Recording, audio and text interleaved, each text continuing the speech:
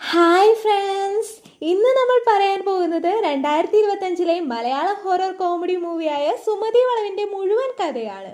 ചിത്രത്തിന്റെ തുടക്കത്തിൽ വർഷം 1963 കുളത്തുപുഴ വനമേഖല കാണിച്ചാണ് തുടങ്ങുന്നത്. അവിടെ ഒരു കൂട്ടം ആളുകൾ ചാരായവും നാരങ്ങയും എല്ലാം സമർപ്പിച്ച് കുടിയിരുത്തിയിരിക്കുന്ന ശക്തിക്ക് മുന്നിൽ ഭക്തിയോടെ പ്രാർത്ഥിച്ചുകൊണ്ടിരിക്കുകയാണ്. എന്നാൽ കൂട്ടത്തിൽ ഇതിലൊന്നും തന്നെ വിശ്വാസമില്ലാത്ത ഒരാൾ ഭാര്യയോട്, വീട്ടിൽ പോത്തിനും കാളയ്ക്കുമൊക്കെ വെള്ളം കൊടുത്തിട്ട് എത്ര നേരമായി, ഇവിടെ ചാരായവും നാരങ്ങയും കല്ലിന് വെച്ച് പ്രാർത്ഥിച്ചുകൊണ്ടിരിക്കുന്നു, വട്ട് എന്നെല്ലാം പറഞ്ഞ് ചടങ്ങിനെ തന്നെ അധിക്ഷേപിക്കുന്ന രീതിയിൽ സംസാരിക്കുകയാണ്. എന്നാൽ ഭാര്യ, അതും വേറെ കല്ലല്ല, ഇത് കാടിന്റെ ദൈവമാണ് എന്നെല്ലാം പറഞ്ഞ് തിരുത്താൻ ശ്രമിച്ചാലും അയാളുടെ ചിന്താഗതിയിൽ തന്നെ ഉറച്ചു നിൽക്കുന്നു.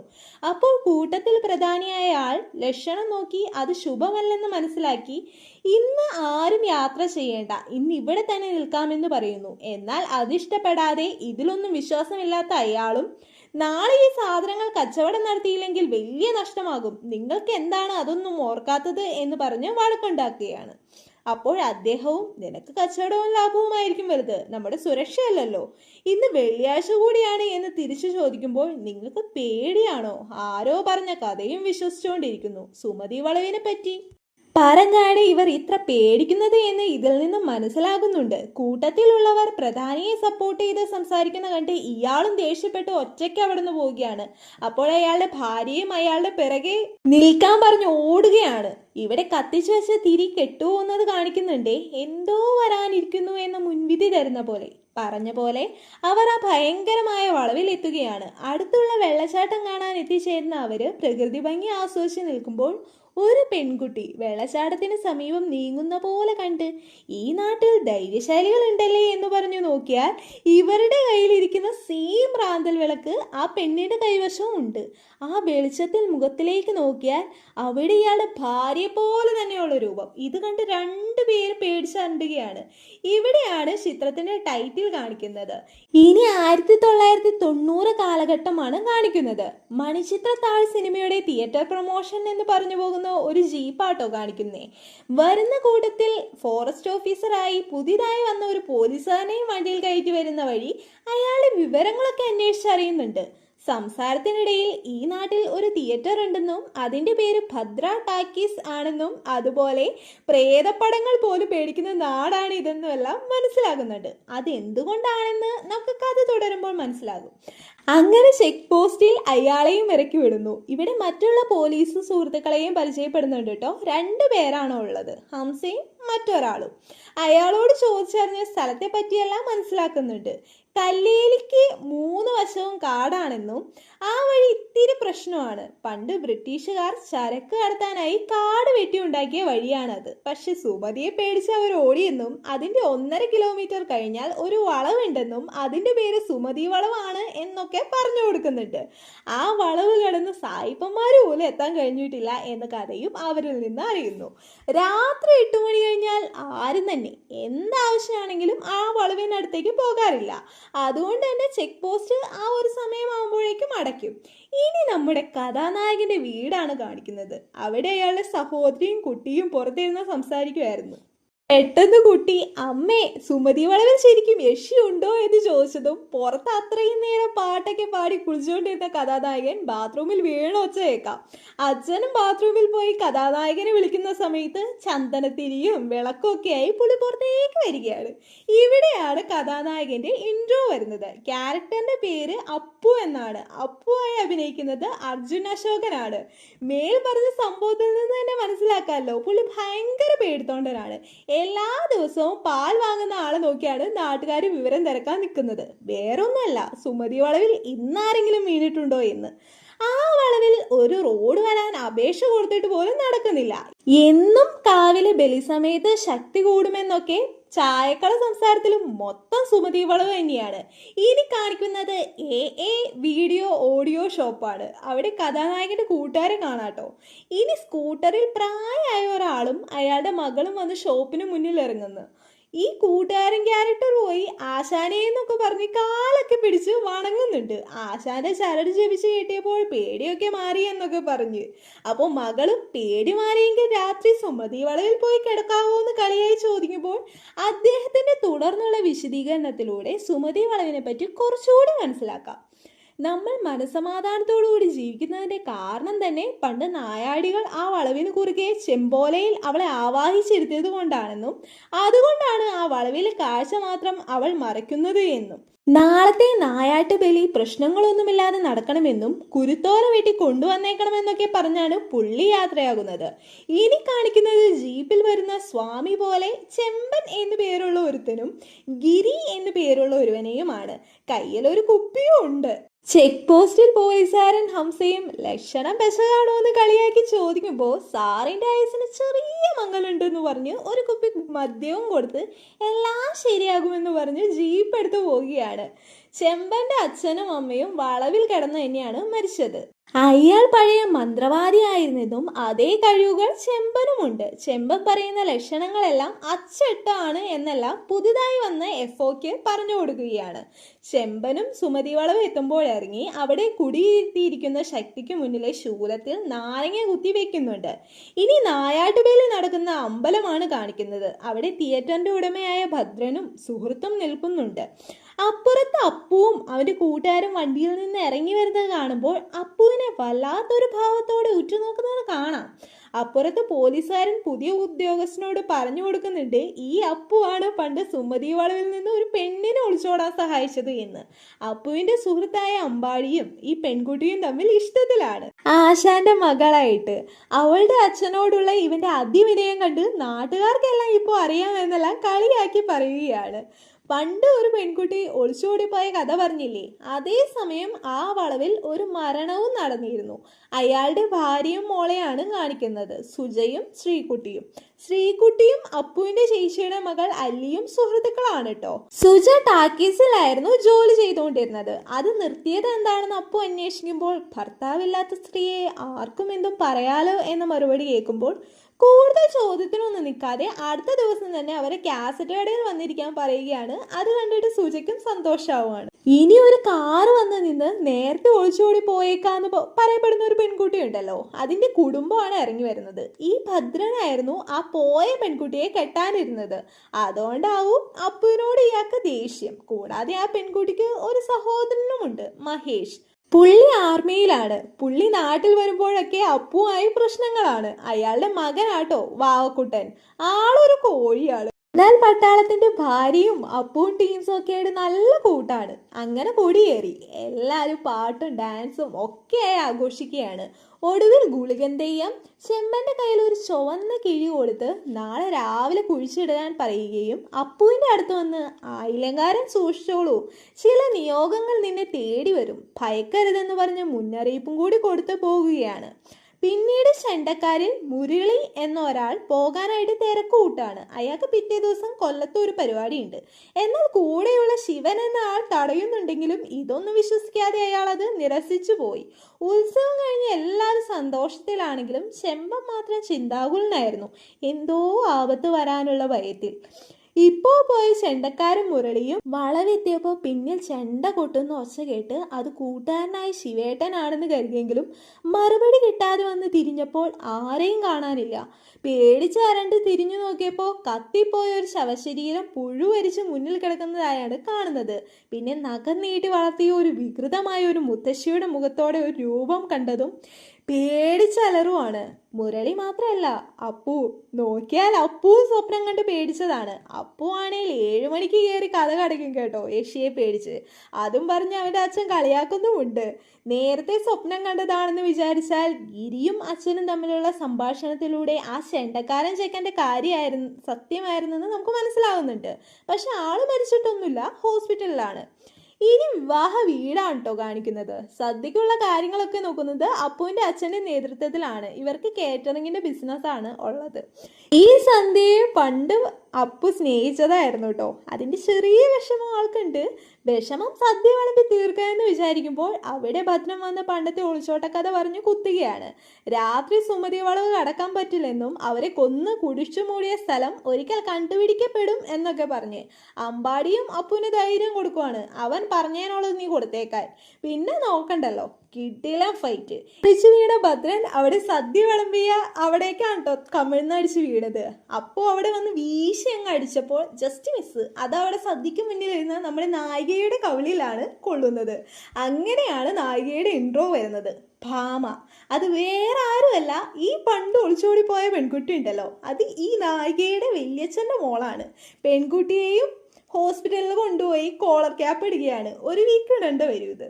അപ്പോൾ ഓൾറെഡി ഇവളുടെ ഫാമിലിക്ക് അപ്പുവിനോട് ദേഷ്യമല്ലോ, അതുകൊണ്ട് ഇതൊരു കേസാക്കാൻ നോക്കിയാണ്. എന്നാൽ പെൺകുട്ടി അബദ്ധത്തിൽ പറ്റിയതാണെന്ന് പറഞ്ഞ് കേസ് കൊടുക്കാൻ സമ്മതിക്കുന്നില്ല.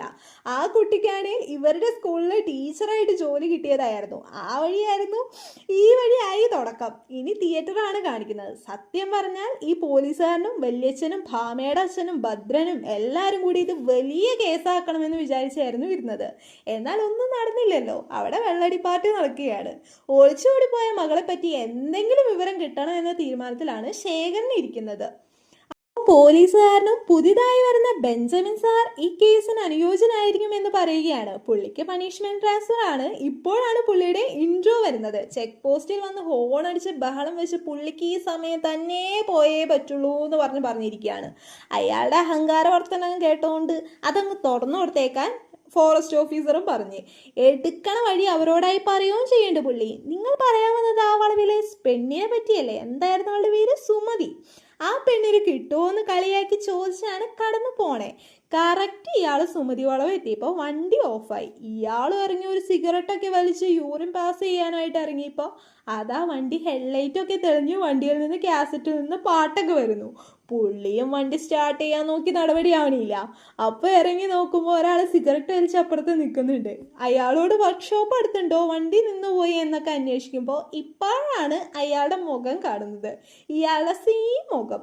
ഒരു ചോദ്യവും നിനക്ക് സുമതിയെ വേണ്ടേടാന്ന് നോക്കി നിൽക്കുമ്പോൾ വണ്ടി നിന്ന് കത്തുകയാണ്. അത് ഇയാൾക്ക് മുന്നിലേക്ക് നിരങ്ങി നീങ്ങുന്നതായും കാണിക്കുന്നുണ്ട്. അടുത്ത സീന് സ്കൂളിലേക്ക് ഇറങ്ങുന്ന അല്ലിയെ കൊണ്ടുപോകാൻ അപ്പോൾ നേരത്തെ തന്നെ ഫുൾ സെറ്റായി ഇരിക്കുവാണ്. അളിയൻ ഗൾഫിലായതുകൊണ്ട് ഇവളുടെ പഠന നിലവാരങ്ങൾ അന്വേഷിക്കാൻ പറ്റാത്തതുകൊണ്ട് പുള്ളി പോവുകയാണെന്ന് പറഞ്ഞ് നൈസായിട്ട് ടീച്ചറായി ജോയിൻ ചെയ്ത ഭാമയെ കാണാൻ വേണ്ടിയിട്ടാണ് പോകുന്നത്. അല്ലിക്ക് അത് മനസ്സിലാവുകയും ചെയ്തു. എല്ലാവരും ടീച്ചറെ പെടലി ടീച്ചർ എന്നാണ് വിളിക്കുന്നത്. ഇനി ഇന്നലത്തെ ബാക്കിയാട്ടോ കാണിക്കുന്നേ. SIക്ക് ഒന്നും പറ്റിയില്ല, പക്ഷെ വണ്ടി കത്തി. കൂടെയുള്ള ആളും ഷോർട്ട് സർക്യൂട്ട് ആയിരിക്കും എന്നൊക്കെ പറഞ്ഞ് സമാധാനിപ്പിക്കണ്ട്. ചെമ്പൻ കയറി ഓരോന്ന് പറഞ്ഞ് ഉറസണവും ചെയ്യണ്ട്. അപ്പോഴാണ് അപ്പു അതുവഴി വന്നത്. ജസ്റ്റ് മിസ്, അല്ലെങ്കിൽ തട്ടിയനെ. ആ പേരിൽ ഒരു ചെറിയ ഉരസലിലാണ് കേട്ടോ ഈ ഇൻട്രോ വരുന്നത്. പ്രതിജ്ഞ നടക്കുന്ന ടൈമിലാണ് അല്ലി എത്തണേ. വാവക്കുട്ടനാണ് അതിന് നിൽക്കണേ. അപ്പോഴാണ് അല്ലിയും മാമനും നടന്നു വരുന്നേ. പുള്ളിയും തൻ്റെ ചേച്ചീനെ തല്ലിയ ദേഷ്യത്തിൽ നല്ല കരണം അടച്ച അപ്പൂവിന് കൊടുക്കാണ്. പാവം പല്ലുവേദനയാണെന്ന് പറഞ്ഞ് നുണയും പറഞ്ഞ് കടയിൽ വന്നിരിക്കുക കേട്ടോ. പിന്നീട് സ്കൂളിലുള്ള മറ്റൊരു പ്രഗ്നൻ്റ് ആയിട്ടുള്ള ദീപ ടീച്ചറും വന്ന് വേദന എങ്ങനെയുണ്ട് എന്ന് അന്വേഷിക്കുമ്പോഴാണ് കൂട്ടുകാരും വാവക്കുട്ടനാണ് അടിച്ചതെന്നുള്ള കാര്യം അറിയണേ. എല്ലാവരും ഇത്തിരി പോകുന്ന ചെക്കൻ്റെ നിന്ന് അടി വാങ്ങിയെന്ന് പറഞ്ഞ് കളിയാക്കിയവനെ. അപ്പോൾ അതിന് സോറി പറയാനായിട്ട് ഭാമയും അപ്പുവിനെ കാണാൻ വന്നേ. അങ്ങനെ പരസ്പരം ക്ഷമയൊക്കെ പറഞ്ഞ് അവർ തമ്മിൽ നല്ല കമ്പനിയായി. ഇങ്ങനെ ഒരു ഡേ വരുമ്പോൾ അപ്പവും കൂട്ടുകാരും ലേറ്റായി ചെക്ക് പോസ്റ്റിൽ പെട്ടു. 8 മണി കഴിഞ്ഞിരുന്നു. ഫോറസ്റ്റുകാരെ വെടിയിറച്ചിയും ഇവർ കൊണ്ടുവന്ന വാറ്റൊക്കെ അടച്ച് ഫുഡ് അടിക്കുകയാണ്. അപ്പോൾ അവിടെ മന്ത്രവാദി ലുക്കായിട്ടുള്ള ഭദ്ര എന്ന സ്ത്രീയെ കണ്ട് അവർ പേടിച്ചു. പുള്ളിക്കാരി സുമതിയുടെ നാട്ടുകാരിയാണെന്നൊക്കെ കളി പോലെ ഇവർ പറയുന്നുണ്ട്. FOയോട് നാട് ഇഷ്ടമായോ എന്ന് അപ്പു ചോദിക്കുമ്പോൾ ഏറ്റവും ഇഷ്ടമായത് ഇവിടുത്തെ യക്ഷിക്കഥയാണെന്നാണ് പുള്ളി പറയുന്നത്. അപ്പോൾ ഭദ്രാക്കയും അത് തിരുത്തുന്നുണ്ട്. അത് കഥയല്ല, അത് നിജമാണ്, സത്യമാണ്. ഇവിടെയാണ് സുമതിയെ പറ്റി കൂടുതൽ വിവരങ്ങൾ അറിയുന്നത്. ഇപ്പോൾ സുമതി വളവ് ഇരിക്കുന്ന സ്ഥലത്തിൽ മുമ്പ് ആത്മാക്കളെ ഉണ്ടാക്കി ബ്രിട്ടീഷുകാരിൽ നിന്ന് തങ്ങളെ സംരക്ഷിക്കുന്ന ആയുധമാക്കി മാറ്റുമായിരുന്നു. അതിനൊരു കൂട്ടം തന്നെ ഉണ്ടായിരുന്നു. ആ കൂട്ടത്തിലെ തലവന്റെ മകനാണ് സുമതിയെ കല്യാണം കഴിച്ച് ഈ നാട്ടിലേക്ക് കൊണ്ടുവന്നത്. എപ്പോഴും ഭംഗിയുള്ള ചിരിയോടെയാണ് അവളെ കാണാറ്. അവൾ ഗർഭിണിയായതിനു ശേഷം അതൊരു വലിയ ആഘോഷമായി തന്നെ എല്ലാവരും ആഘോഷിച്ചു. അവളും അതിൽ ഒരുപാട് സന്തോഷിച്ചെങ്കിലും അതിനെല്ലാം ആയുസ് കുറവായിരുന്നു. അവരുടെ കുലത്തിന്റെ കൂടുതൽ ശക്തിപ്പെടുത്താനും ഈ നാട് തന്നെ അവരുടെ കെട്ടുപാടിൽ കൊണ്ടുവരാനുമായാണ് അവർ ആഗ്രഹിച്ചത്. അതിന് ഗർഭിണിയായ ഒരു സ്ത്രീയെ ബലി കൊടുക്കണം. സുമതിക്ക് ഇതേപ്പറ്റി ഒരറിവുണ്ടായിരുന്നില്ല. നന്നായി കുഞ്ഞ് ജനിക്കാൻ വേണ്ടി ഒരു പൂജ നടത്തണം എന്ന മറവിലാണ് അവളെ ബലിസ്ഥലത്തേക്ക് കൊണ്ടുവന്നത്. എന്നാൽ എന്തോ ഒരു ആപത്ത് നടക്കാൻ പോകുന്നു എന്ന് മനസ്സിലായ അവൾ നിലവിളിച്ച് അലറിക്കരഞ്ഞാലും അതാരും കണ്ടില്ല. ഒരു മനസാക്ഷിയുമില്ലാതെ അവളെ ബലി കൊടുത്തു. പ്രേതമായി മാറിയ സുമതിയെ അടക്കി നിർത്താൻ ആ കൂട്ടത്തിന് കഴിഞ്ഞില്ല. വലിയ ശക്തിയായി അവൾ മാറി. അവർ ഉണ്ടാക്കിവിട്ട ആത്മാക്കളിൽ നിന്ന് ആളുകളെ രക്ഷിക്കാൻ ഈ നാടിന് കാവലായി ആ വളവിൽ കൂടിയിരുന്നു. കൂടാതെ അപ്പുവിനെ നോക്കി നിനക്കും ആ വളവിനും ബന്ധമുണ്ടെന്നും നിന്നെ തേടി ഒരു ആപത്ത് വരുമെന്നും ഈ നാട് നിനക്ക് എതിരാവും എന്നും ഒക്കെ പറയുന്നുണ്ട്. ഇത് കേട്ട് പേടിച്ചുറങ്ങുന്ന ടൈമിലാണ് ഒരു കാർ വന്ന് നിർത്താതെ പുറത്ത് ഹോൺ അടിക്കുന്നത്. അപ്പു പോയി നോക്കിയാൽ അത് വേറെ ആരുമല്ല, മഹേഷാണ്, ആർമിക്കാരൻ, ഒളിച്ചോടി പോയ പെണ്ണിന്റെ സഹോദരൻ. രാവിലെ ആയതും ഭദ്രനാണ് മഹേഷിനെ കൂട്ടിക്കൊണ്ടു പോകാൻ വരുന്നത്. പോണേന് മുമ്പ് ഞാൻ കുറച്ച് നാളുണ്ട്, സഹോദരിക്ക് എന്ത് പറ്റിയെന്നറിയാതെ ഞാൻ തിരിച്ചു പോകില്ല എന്നൊക്കെ പറഞ്ഞ് പേടിപ്പിച്ചാണ് പോകുന്നത്. കൂട്ടുകാരും ഈ മാളിശേഷി ഒളിച്ചോടി പോയതിനെ പറ്റിയല്ല നിനക്ക് വല്ലതും അറിയാവോ? പുള്ളിക്കാരി ഒളിച്ചോടുന്ന കാര്യം നിന്നോട് എന്തിനാ പറഞ്ഞതെന്നൊക്കെ ചോദിക്കുകയാണ്. അപ്പോൾ അതും എനിക്ക് പണി തന്നതാവും എന്നാണ് അപ്പുവും തിരിച്ചു പറയുന്നത്. കാര്യം ശരിയാണ്. പകൽ പോലും പേടിയുള്ള അപ്പുവിനെ ഇതിലെന്താ ബന്ധം വരാനല്ലേ? പിന്നെ കാണിക്കുന്നത് മഹേഷിന്റെ വീട്ടിൽ പോലീസുകാരനും ഭദ്രനും ഒക്കെ കൂടി മദ്യപിക്കുന്നതാണ്. കേസ് ഫയൽ റീഓപ്പൺ ചെയ്ത് കേസ് അന്വേഷിക്കാനാണ് ഇങ്ങനെയെല്ലാം ചെയ്യുന്നത്. പക്ഷെ അതൊന്നും ഭാര്യ ശ്രീദേവിക്ക് ഇഷ്ടപ്പെടുന്നില്ല കേട്ടോ. മദ്യപാനം ഒരു കുടുംബം പോലെ കഴിഞ്ഞിരുന്നതാട്ടോ അപ്പുവിൻ്റെയും മഹേഷിൻ്റെയും കുടുംബം. SIയും കേസ് റീഓപ്പൺ ചെയ്യാമെന്നൊക്കെ സമ്മതിക്കുന്നുണ്ട്. ഇനി ആദ്യം കാണിച്ച് പ്രഗ്നന്റ് ആയ ദീപ ടീച്ചർ പ്രസവ വേദനയിൽ പുളയുന്നതായാണ് കാണിക്കുന്നത്. ക്രിട്ടിക്കൽ കണ്ടീഷൻ ആയതുകൊണ്ട് വീട്ടിൽ പ്രസവം എടുക്കാൻ പറ്റില്ല, ഹോസ്പിറ്റലിലേക്ക് കൊണ്ടുപോയേ പറ്റൂ. മറ്റു വഴികളൊന്നുമില്ലാതെ ടീച്ചറിനെയും കാറ്ററിംഗ് വണ്ടിയിൽ കയറ്റി അപ്പുവും കൂട്ടരും പോവുകയാണ്. സമയം 8 മണി കഴിഞ്ഞിരുന്നു. വളവെത്തിയതും ഒരു മരം റോഡിന് കുറുകെ വന്ന് വീണു. മരം മാറ്റാൻ നോക്കിയിട്ടും നടപടിയായില്ല. പെട്ടെന്ന് കരഞ്ഞുകൊണ്ടിരുന്ന ടീച്ചറിന്റെ ഒച്ച ഇല്ലാതാകുകയാണ്. പോയി നോക്കിയാൽ ആളെ കാണുന്നില്ല. അവരന്വേഷിച്ച് നടക്കുമ്പോൾ പല സ്ഥലത്ത് നിന്ന് കരയുന്ന ഒച്ച കേട്ടെങ്കിലും അന്വേഷിച്ചു പോയ ഓരോരുത്തരും പല രീതിയിൽ ടീച്ചർ മരിക്കുന്ന രീതിയിലായാണ് കാണുന്നത്. എന്നാൽ ഒടുവിൽ നോക്കിയാൽ വണ്ടിയിൽ തന്നെ പ്രസവം കഴിഞ്ഞ് അമ്മയും കുഞ്ഞും സുരക്ഷിതയായി തന്നെ ഉണ്ടായിരുന്നു. ഒരാപത്തും സംഭവിച്ചില്ല. പിറ്റേ ദിവസം ഹോസ്പിറ്റലിലാണ് പിന്നെ കാണിക്കുന്നത്. ടീച്ചറിനോട് വളവിൽ നടന്നത് എന്തെങ്കിലും ഓർമ്മയുണ്ടോ എന്ന് ചോദിക്കുമ്പോൾ ഒരു പെൺകുട്ടിയുടെ മുഖം ഓർമ്മയിൽ എവിടെയോ എന്നാണ് മറുപടി പറയുന്നത്. മറ്റുള്ളവർ എവിടെ എന്ന് നോക്കിയാൽ എല്ലാം പേടിച്ച് പനി പിടിച്ച് ഹോസ്പിറ്റലിൽ തന്നെയാണ്. വെളുപ്പിനെ ഫോറസ്റ്റുകാരാണ് അമ്മയെയും കുഞ്ഞിനെയും ഹോസ്പിറ്റലിൽ എത്തിച്ചത്. ചെമ്പൻ ഓർമ്മിപ്പിക്കുന്നുണ്ട്, മരണമാണ്, മാറിപ്പോയതാ, എന്തോ വലുത് നടക്കാനുണ്ട്. പിന്നെ കാണിക്കുന്നത് മഹേഷും SIയും കൂട്ടനും കൂടി പന്നിയെ വേട്ടയാടുന്നതാണ്. മഹേഷ് ഒടുവിൽ പന്നിയെ വകവരുത്തി. SI പറഞ്ഞ പോലെ അവന്റെ പെങ്ങളുടെ കേസ് ഫയൽ എടുത്തിരുന്നു. 91-92 കേസ് അന്വേഷിച്ചത്. അന്ന് കൂടുതൽ വിവരങ്ങൾ കിട്ടാതെയാണ് കേസ് ക്ലോസ് ചെയ്തത്. അയാൾ പറയുവാണ്, സഹോദരി ജീവിച്ചിരിക്കുവാൻ സാധ്യതയില്ല, എങ്ങനെ എന്നുള്ളത് അറിയില്ല എന്നും ആ വളവ് വിട്ടു പോകാൻ സാധ്യതയില്ല എന്നും. അപ്പോൾ കൂട്ടാളിയായ ആളും ഒരിക്കലും സുമതി കൊല ചെയ്യില്ല എന്നും ഒന്നെങ്കിൽ പേടിപ്പിക്കും അല്ലെങ്കിൽ വഴിമാറ്റി വിടും. അവക്ക് വന്ന ഗതി ആർക്കും വരാതിരിക്കാൻ. ആ വളവ് ഒരു ചക്രവ്യൂഹമാണ്. ആ വളവിലേക്ക് ആരെയും കടത്തുകയുമില്ല, ഒരു ശക്തിയെ പുറത്തേക്ക് വിടുകയുമില്ല. അപ്പു ആണെങ്കിൽ സ്കൂളിൽ പിള്ളേരോട് ബടായി അടിച്ചുകൊണ്ടിരിക്കുകയായിരുന്നു. വരുന്ന ഭാമയോട് ഡയറക്റ്റ് എനിക്ക് ഭാമയെ കെട്ടണം എന്ന് പറയുകയാണ്. ചെറിയൊരു പ്രതീക്ഷ തന്നാണ് അവൾ കടന്നു പോകുന്നത്. അങ്ങനെ അവർ രണ്ടുപേരും പരസ്പരം പ്രണയിക്കുകയാണ്. ഇവർ സംസാരിച്ച് നിൽക്കുന്നത് SI കണ്ടു. അത് മഹേഷിനോട് പറഞ്ഞ് പാര വെച്ച് മഹേഷും കുടുംബമാണെങ്കിലോ അപ്പുവിൻ്റെ വീട്ടിൽ വന്ന് ഭാമയ്ക്ക് കല്യാണമായി. ഭാമയുടെ ആരെ കെട്ടണേന്നറിയോ? ഭദ്രനാണ്, വേഗം തന്നെ നടത്താൻ തീരുമാനിച്ചിരിക്കുവാണെന്ന് അവര്. ഇത് കേട്ട് അപ്പോൾ ആകെ തകരുകയാണ്. അവനും കൂട്ടുകാരും എങ്ങനെ കല്യാണം മുടക്കാം എന്ന് പല പ്ലാൻ നോക്കിയെങ്കിലും ഒരു നടപടിയും ആയില്ല. ഒടുവിൽ ധൈര്യത്തിനായി ചെമ്പൻ ശിവോഹം എന്ന കഞ്ചാവിന്റെ മരുന്ന് കൊടുത്ത് ആ ധൈര്യത്തിൽ എല്ലാങ്ങളും വളവിൽ പോയി വെല്ലുവിളി.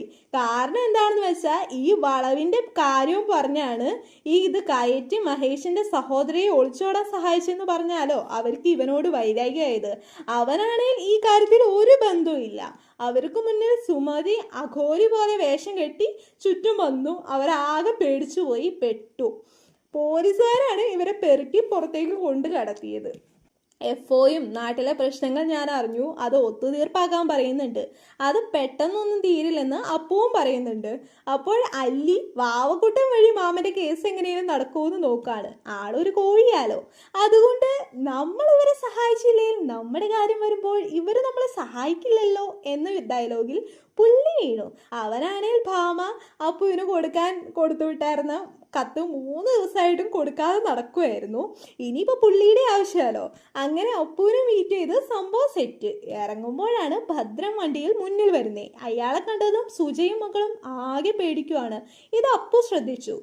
സുജയുടെ ഭർത്താവ് പ്രകാശൻ ഭദ്രന്റെ കയ്യിൽ നിന്ന് 50,000 രൂപ കടം വാങ്ങിയിരുന്നു. അത് കൊടുക്കാൻ പറ്റില്ലാത്തതുകൊണ്ടാണ് അയാൾ ആത്മഹത്യ ചെയ്തത്. കടം തീർക്കാനായാണ് സുജ ടാക്കീസിൽ ജോലിക്ക് പോയത്. എന്നാൽ അയാൾ അവളെ അബ്യൂസ് ചെയ്യാൻ ശ്രമിച്ചു. അയാളുടെ കണ്ണ് മകളിലേക്ക് നീങ്ങി. അപ്പുവും അവർക്ക് ഉറപ്പ് നൽകുന്നുണ്ട്, പേടിക്കണ്ട, ഭദ്രൻ ഇനി ഉപദ്രവിക്കൂല, അപ്പു കാര്യങ്ങൾ നോക്കിക്കോളാം എന്ന്. കല്യാണം മുടക്കാമെന്ന് നോക്കിയാൽ അപ്പുവിൻ്റെ അച്ഛൻ മുന്നിൽ നിന്നാണ് ഇപ്പോൾ നടത്തുന്നത്.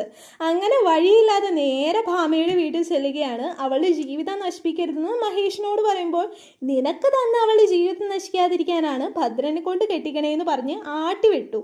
പിറ്റേ ദിവസം കാണുന്നത് സുജയും ശ്രീകുട്ടിയും മരത്തിൽ കെട്ടി തൂങ്ങി മരിച്ചതായാണ്. അപ്പുവിന് ഉറപ്പായിരുന്നു അവർ ഒരിക്കലും അങ്ങനെ ചെയ്യില്ല എന്ന്. കാരണം ഒരിക്കൽ അവർ പറഞ്ഞായിരുന്നു മരിക്കാൻ തീരുമാനിച്ചതായിരുന്നു, പക്ഷെ മകൾക്ക് വേണ്ടി ജീവിക്കാൻ ഇപ്പോൾ വാശി തോന്നുന്നെന്ന്. അതോടെ അവന് മനസ്സിലായി ഇതിനു പിന്നിൽ ഭദ്രനാണെന്ന്. അവൻ തിയേറ്ററിൽ പോയി അവനെ അടിക്കും. ഭദ്രനും നാട്ടുകാർക്ക് മുന്നിൽ പാവമായി അഭിനയിച്ച് അപ്പുവിൻ്റെ അച്ഛനും മനസ്സിലാവുന്നുണ്ട് ഹരിയും ഭാമയും ഇഷ്ടത്തിലാണെന്ന്. പിന്നീട് ഭദ്രൻ തന്നെ സ്വകാര്യത്തിൽ സമ്മതിക്കും അവനാണ് ഇതിന് പിന്നിലെന്ന്. പോരാത്തതിന് പോലീസാണെങ്കിലോ ആ SI ഇതിന് കൂട്ടു നിൽക്കുകയും ആത്മഹത്യാക്കുറിപ്പ് ഉണ്ടാക്കി പോസ്റ്റ്മോർട്ടം റിപ്പോർട്ട് തിരുത്തുകയും ചെയ്തു. അപ്പു പിന്നീട് മഹേഷിന്റെ വീട്ടിലേക്ക് പോവുകയാണ്. സദ്യ ഏറ്റെടുത്ത് നടത്താൻ എന്ന പേരിലാണ് പോകുന്നത്. അവനും പുറത്ത് ഹാപ്പിയായി നടന്നാലും മനസ്സ് വിങ്ങി പൊട്ടുകയാണ്. അതിൽ നൈസായി അമ്പാടിയും മീനാക്ഷിയും തമ്മിലുള്ള ഇഷ്ടം ആശാനോട് പറഞ്ഞു കൊടുക്കുകയും ചെയ്യുന്നുണ്ട്. അവസാനം എല്ലാം കടിച്ചമർത്തി അവൻ എല്ലാവരെയും കൂടെ നിന്ന് ഡാൻസ് ചെയ്യാണ്. അതിനിടയിൽ വാവക്കുട്ടൻ എന്തോ പറയാൻ ശ്രമിക്കുന്നുണ്ടെങ്കിലും പുള്ളി ശ്രദ്ധിച്ചില്ല. കൂട്ടത്തിൽ നല്ലവനായ ഒരു പോലീസുകാരൻ മഹേഷിനെ കണ്ട് സുജയുടെയും കുഞ്ഞിന്റെയും മരണത്തിന് പിന്നിൽ ഭദ്രനാണെന്ന സത്യം വെളിപ്പെടുത്തി. ലാസ്റ്റ് അപ്പുവിന്റെ അച്ഛനും പെണ്ണിനെ വിളിച്ചുകൊണ്ട് വരാൻ മകനോട് പറയാണ്, ഞാൻ കല്യാണം നടത്തി കൊടുക്കാമെന്ന് പറഞ്ഞിട്ടുള്ളൂ, അത് നീയായിട്ട് മതിയെന്ന്. ഇത് കേട്ട് സന്തോഷമായി വിളിക്കാമെന്ന് വെച്ചാൽ ഭാമയെ കാണാനില്ല. പിന്നീട് വാവക്കുട്ടനോട് ചോദിച്ചപ്പോഴാണ് അവൾ ഫോറസ്റ്റ് ഓഫീസിൽ പോയേക്കാണെന്ന് അറിഞ്ഞത്. സത്യം അറിഞ്ഞതുകൊണ്ട് തന്നെ മഹേഷും അപ്പുവിനെ സപ്പോർട്ട് ചെയ്യുവാണ്. നീ അവളുടെ അടുത്തേക്ക് പൊക്കോളാൻ പറഞ്ഞ്. എന്നാൽ വളവ് കടന്നു വേണം അങ്ങോട്ടേക്ക് എത്താൻ. വഴിക്ക് മധ്യേ മരക്കൊമ്പ് വെട്ടിയിട്ടിരിക്കുകയാണ്. എന്നാൽ അത് സുമതിയല്ല, ഭദ്രനും ആ SIയും ചേർന്നാണ്.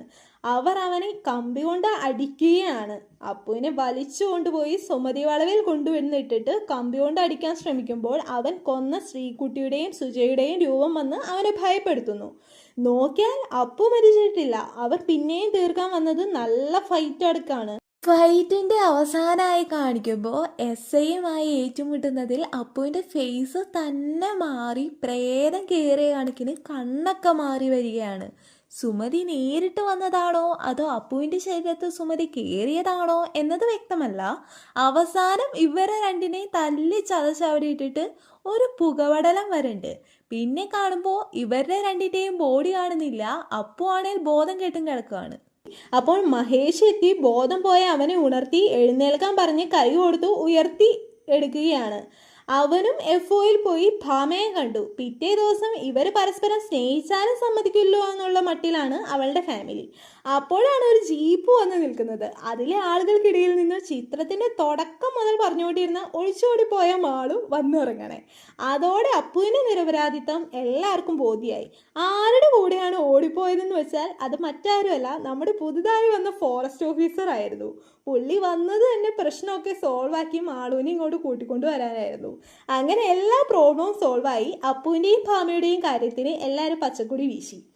അപ്പു എന്നോടെങ്കിലും നേരത്തെ പറഞ്ഞില്ലായിരുന്നില്ലേന്ന് എഫ്ഒയോട് പറയുമ്പോൾ ഞാൻ പലവട്ടം പറയാൻ നോക്കിയതാ, അറിയാത്ത പോലെ നടിക്കുമല്ലായിരുന്നു, മനഃപൂർവ്വം അല്ലായിരുന്നു എന്ന്. എന്താന്ന് വെച്ചാൽ വളവ് കടത്തി വിടാൻ പോയപ്പോൾ നമ്മ കണ്ടില്ലേന്ന്. അപ്പോൾ അപ്പുവിനും കൺഫ്യൂഷൻ ആവാണ്. എന്നാൽ അപ്പുവിന് പകരം അന്ന് അവിടെ ഉണ്ടായത് ആ രൂപത്തിൽ സുമതിയായിരുന്നു.